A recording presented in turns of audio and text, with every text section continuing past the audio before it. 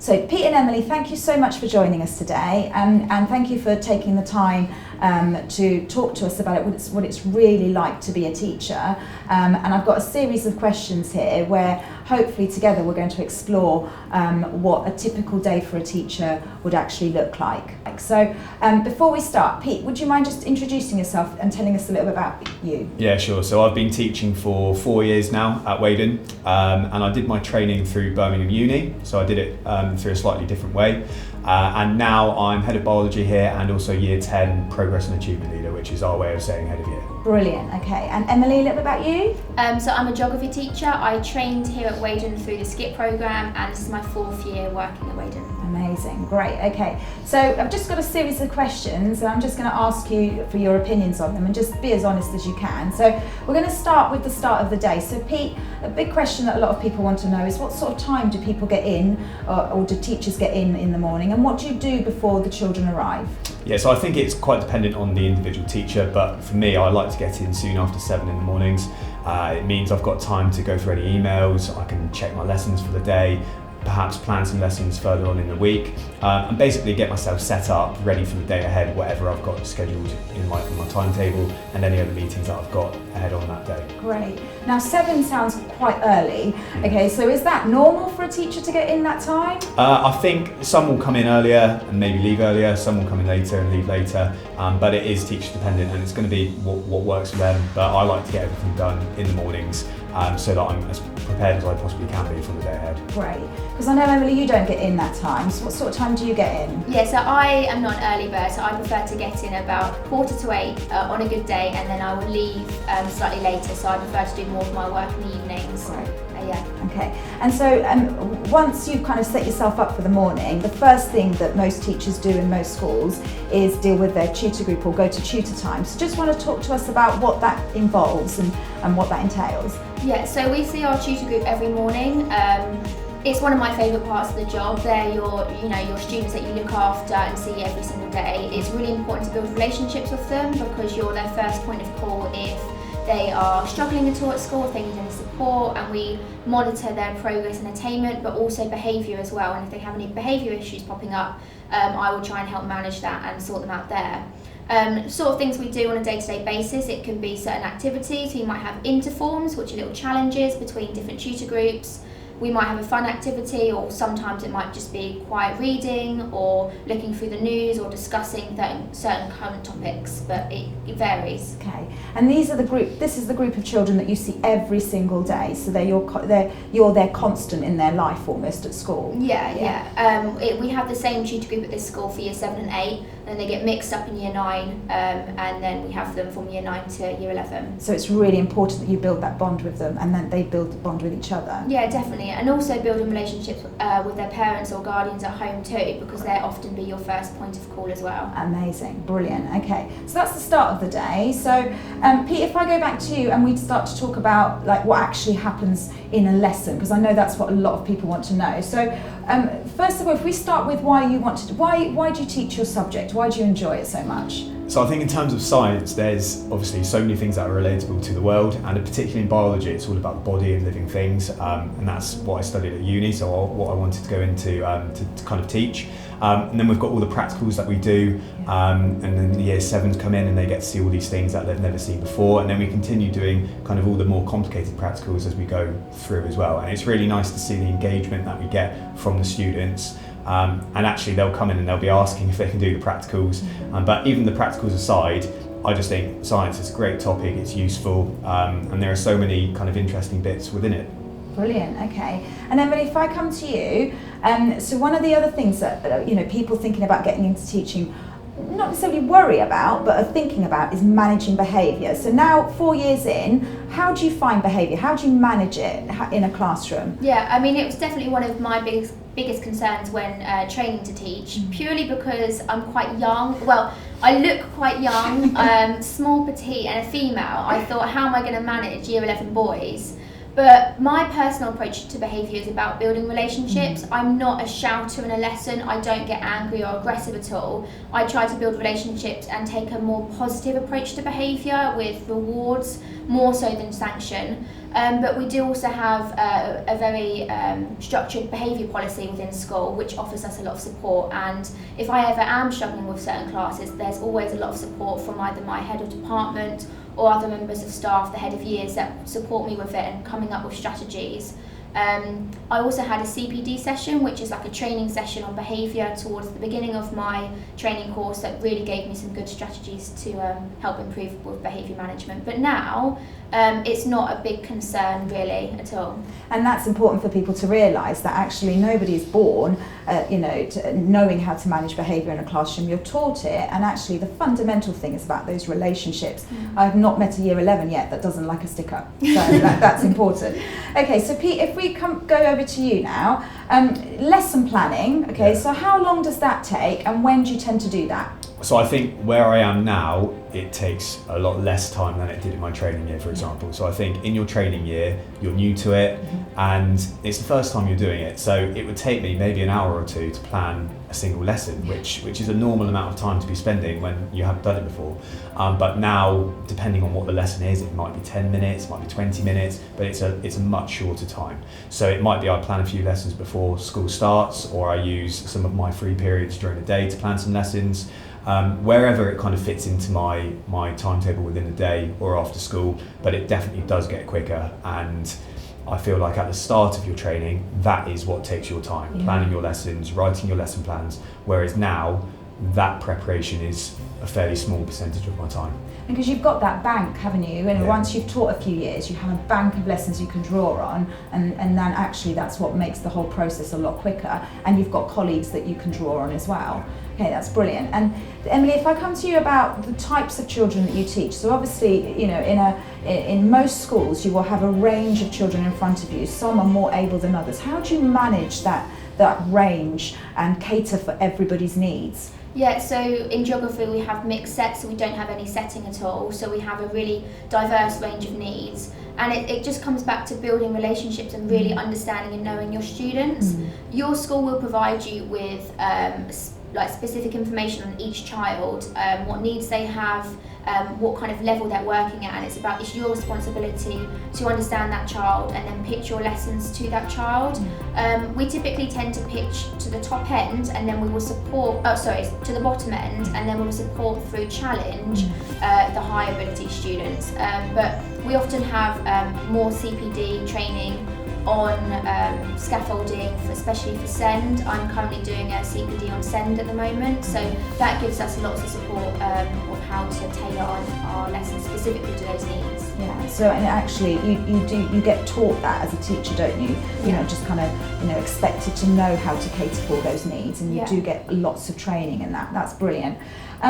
Just coming back to you again, Emily, thinking about your teaching experience, you've been teaching now for 4 years. Have you got any disastrous lessons that you can tell us about? What nightmare scenarios and just talk to us about how you've managed to overcome those? Yeah, definitely. I mean, in my training year, I had it was a year 8 lesson. They were a lovely class, but the behaviour just got out of control. And I was at one point begging them to be quiet, and I was standing at the front, please listen to me. And I was mortified at the end of the lesson, but my mentor gave me some really good advice the students aren't going to be going home worrying about that lesson and thinking about it and losing sleep over it, so I shouldn't be either. It should be about reflecting on what went wrong and where you can make those improvements next time, but don't lose sleep over it, because you are going to have to move on from it and don't dwell on it. We've also had those IT issues where you forget your memory stick or your laptop doesn't work, and it's about making sure that you're adaptable and you kind of do think on the spot and use your initiative to build around that. And once you become more experienced, you'll be able to just kind of teach a lesson from the front. You don't need to rely on that IT all the time. And I think that message you mentioned there about that your mentor gave you about the fact that go home, don't dwell on it, tomorrow's another day, is so important as a teacher, because you might think, oh my goodness, that was horrendous. The children have forgotten it by tomorrow. They're amazingly resilient about just bouncing back from things, which is great, super. And then Pete, then if I come to you, The flip side of that then, positive lessons, just a really good lesson that you can tell us about. Yeah, so I think for me the best type of lessons are when they're firstly engaged. So it's a topic where they're interested and they're trying to know and learn more about it. And then I love it when I've got so many of them asking questions or wanting to answer your questions, and it just shows that they're interested in what they're being taught, and they want to please. If they're sticking their hand up and trying to give an answer, then they're trying to impress. And just those sorts of lessons where you've got them in the right place and they all want to do the right thing, that for me would be kind of the perfect lesson for me to be delivering and seeing from them. It's when you see their eyes light up and those light bulb moments and you're like, I've got you there. That's really, really good. Okay, super. Thank you for that. So another feature of a teacher's life in school is what they do when they're not teaching. Okay, so often they're called non-contacts or free periods. So Emily, if I come to you, talk to me about what you do with your non-contacts. How many do you have on average and what do you do with them? So I currently have 4 a week. So I have 1 every day apart from a Friday. And I will usually use that time to either do some lesson planning. If I have some marking, I might do a little bit of marking, or just take that time to respond to any emails I've got throughout the day. Okay, and then another feature of a teacher's life is lunch and break time. So Pete, talk to us about what you do in lunch and break. What does a typical teacher do in lunch and break? So normally in a school you'll be on a duty rota, so maybe a break time a week or a couple of lunch times a week you'd be on duty in a certain part of the school, kind of supervising the students, maybe catching up with some colleagues who are coming past, and talking to the students in your area, trying to get to know them and maybe build some relationships with students that you don't get to meet within the classroom. Then we've also got clubs going on, so not normally at break time, but definitely at lunchtime, and then after school we have different sports clubs, music clubs, drama clubs, all the different things, and then depending on the member of staff, they might be helping to run some of those clubs. But yeah, it's basically the staff members' free time, but if they're on duty then they'll be in a particular area, and then it's down to that member of staff what they'd like to do during that time. Brilliant. And then in terms of seeing other colleagues during the day, so obviously you spend a lot of time in the classroom and you might see some colleagues in the morning, but and you might see them at lunch and break. So what do you talk about when you see other colleagues, and where do you tend to see them, Emily? Where? So often, when we're just waiting for the lesson changeover, we'll see them quickly in the corridors, or we have training after school or meetings after school where we have time to speak to our colleagues. A lot of the time we are offloading. If we've had a stressful day or we've had something that's slightly gone wrong, we do offload to each other and just give each other that support. And also sharing good practice. If we've got one colleague that's done a really amazing lesson and it went really well, then she'll share it with me, and we'll just share different resources or different ideas of what to do. And that's really important in a school, that bond that you form with other colleagues, because actually you're in this together and you're working together on things, which is fantastic. So picking up on after school then, so obviously people might not know that actually the teacher's day doesn't end at 3:30 when children go home. We often carry on after school. So Pete, if I come to you, talk to me about what sort of things you would do after school. I know you've mentioned after school clubs. What other things do teachers engage with after school? Yeah, so it depends on the day, but on certain days of the week we'd have whole staff meetings, and we might be kind of in small groups depending on routes that we've chosen to have the meeting about. You'd also have meetings within your department, so whether you're in the science department, English department, within that team, your head of department could lead a meeting there. We also have pastoral meetings, so that's the chance for the heads of year to lead a meeting with their team for maybe an hour or so after school every half term. And then we also have the things that are more student orientated, so like year 11 revision, that could be run after school, and by the time they get to year 11, they're kind of used to the fact that they are spending most of their evenings in some form of revision. So that's another big one, and then the clubs as well. And I'd say if there's nothing like that being run, then there's probably some individual work happening on instead of that. Yeah, so it's just really important for people to know that actually the teacher's day goes on beyond 3:30.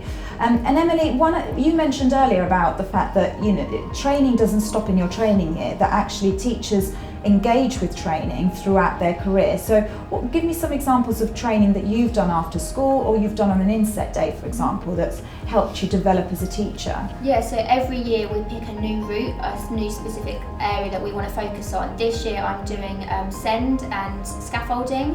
So they just give us really good information on how to understand different SEND needs and different strategies to support those children. So recently I've just been given a little goodie bag to support people with ADHD, and sometimes they really struggle to stay focused in the lesson and need something to fidget with. So I've been given a couple of like little fidget toys to give to some of my students, or I've been given some stickers and positive praise things that I can use to help motivate in the lesson. Other things that I've looked at before are behaviour for learning and responsive teaching or questioning. So just learning extra strategies that we can apply in our lessons. Brilliant. Okay, so that's just really important to know that actually you're continuously training and continuously developing as a teacher. And just to finish off then, so you've talked about what goes on in a typical day of a teacher's life. And it's really varied. There's lots of things in it. Sometimes it can be quite tiring. Why do you keep doing this? So why do you love what you do, and why do you keep coming back every day? So I think for me, like, every day is different. So even if you're teaching the same lesson to a similar class in a year group, it's still going to be different. The students you're teaching are different, the interactions you're going to have are different. So every single lesson and every single day is going to be different to the previous one. And I think it keeps me on my toes. So I'm never going to get bored of it.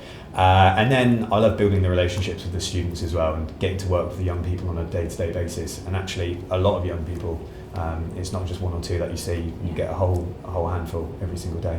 And Emily, why do you keep coming back? What is it about teaching that you love? Yeah, I say really similar to Pete, but also I love the creative side of it. I love the planning and creating new lessons, and just really encouraging that passion among other students too. I love geography and I'm really passionate about it, and then when you kind of see that passion coming from other students too, it's a really nice feeling. And I just love learning, and you're constantly learning throughout your time as a teacher. I loved school myself, I loved university, so coming back to that kind of school environment is just really enjoyable for me. Brilliant.